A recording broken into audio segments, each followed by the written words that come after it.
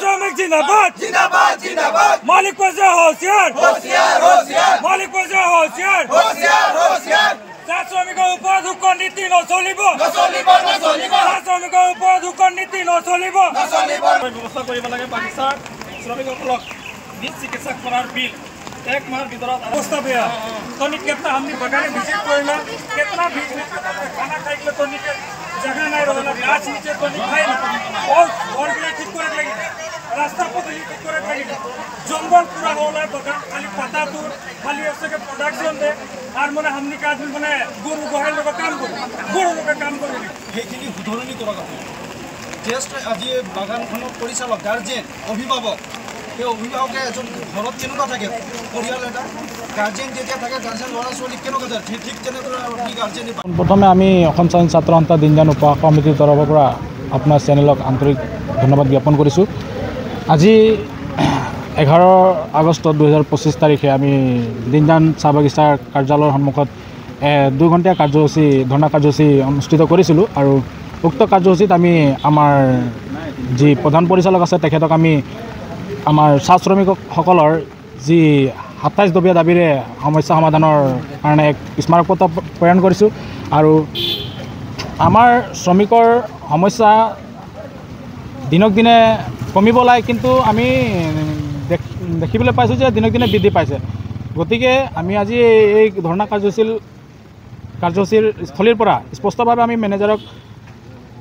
এটা কথা স্পষ্ট কৰিছোঁ যে আমাৰ এই 10 দিনৰ ভিতৰত আমাৰ যি 27 দফীয়া যি দাবী আছে সেই দাবী 10 দিনৰ ভিতৰত লিখিতভাৱে আমাক জনাব লাগে অন্যথা কিন্তু আমি অসম স্বাধীন ছাত্ৰ সন্থা দিনজান উপহাস সমিতি আৰু আমি শ্ৰমিক ৰাইজে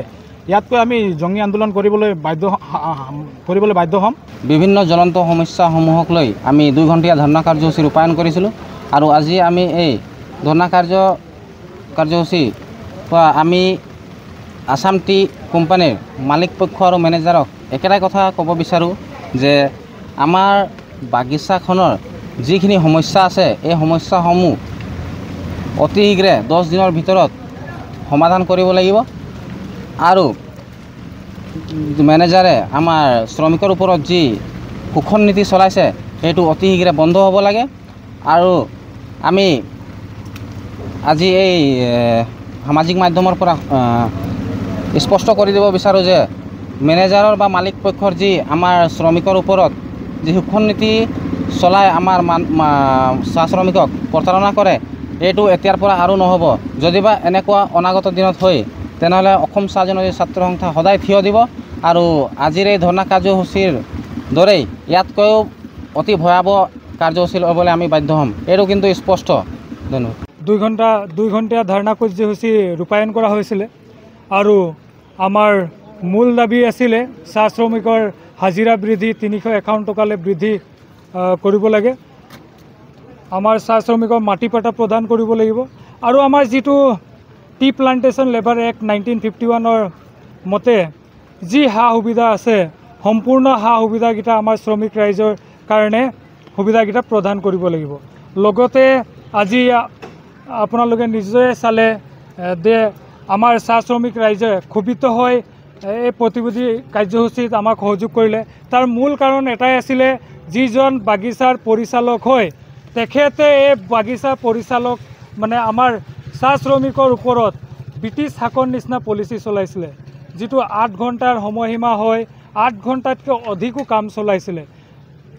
একো নটিচ নিদিয়াকৈ শ্ৰমিকৰ কাম এমাহ 2 মাহলৈকে বন্ধ কৰাইছিলে, যিটো আগতে যেনেকুৱা ফেক্টৰীৰ কামকেইটা আছিলে 12টা বেগ পেকিং কৰিব লাগে এটা মানুহে, এইটো ডাইৰেক্ট আপোনাৰ 20টা বেগ পেকিং কৰিব লাগিব, সিহঁতক ফ'ৰ্চ বুলি কৈছে। মানুহ এনেকুৱা ক্ষোভিত হৈ গ'ল যে মেনেজাৰৰ পৰা নাম কৰ্তন নিজে কৰিবলৈ বাধ্য হৈ গ'ল। ইমানে মানে পৰিচালক মহোদয়ে আমাৰ চাহ শ্ৰমিকৰ ওপৰত অত্যাচাৰ কৰিলে। 200 বছৰ বাগিচাৰ ইতিহাস আছে আমাৰ এই চাহ শ্ৰমিক খাটি খোৱা চাহ শ্ৰমিকে এই চাহ বাগিচাখন ইমান সুন্দৰভাৱে ৰূপায়ণ কৰিলে, কিন্তু আমি সদায় দেখিবলৈ পাওঁ মালিক পক্ষ হওক বা চৰকাৰে হওক অকল আমাৰ মানুহক ফুড বেংক হিচাপেহে ইউজ কৰিব বিচাৰে। যেতিয়া এটা ইলেকশ্যন আহে, এই সময়ত কিবা এটা আমি 5,000 টকীয়া এতিয়া ওলাইছে যে আমি চাহ শ্ৰমিকক দি দিম বুলি। কিন্তু তাৰ পিছত আমি চাবলৈ যাওঁ যে এই 5 বছৰ পাছত এই যিটো চৰকাৰ হয়, যিকোনো চৰকাৰ নহওক আহে, তাৰপিছত এটি মানে সম্পূৰ্ণ পাহৰি যায়। তো আমি অসম চাহ জনজাতি ছাত্ৰ সন্থা ফালৰ পৰা আমি সকীয়াই দিব বিচাৰিছোঁ মালিক পক্ষ আৰু লগতে চৰকাৰখনক যে অনাগত দিনত যি তেখেতসকলে পলিচি চলালে এই পলিচিকেইটা নচলিব। এতিয়া আমাৰ চাহ শ্ৰমিক ৰাইজ সজাগ হৈছে, নিজৰ ৰাইটছৰ কাৰণে ওলাই আহিব, যিটো আমাৰ কনষ্টিটিউচনেল ৰাইটছ আছে এই সম্পূৰ্ণ ৰাইটছৰ কাৰণে ওলাই আহিব। ইমানে কৈ মই ধন্যবাদ।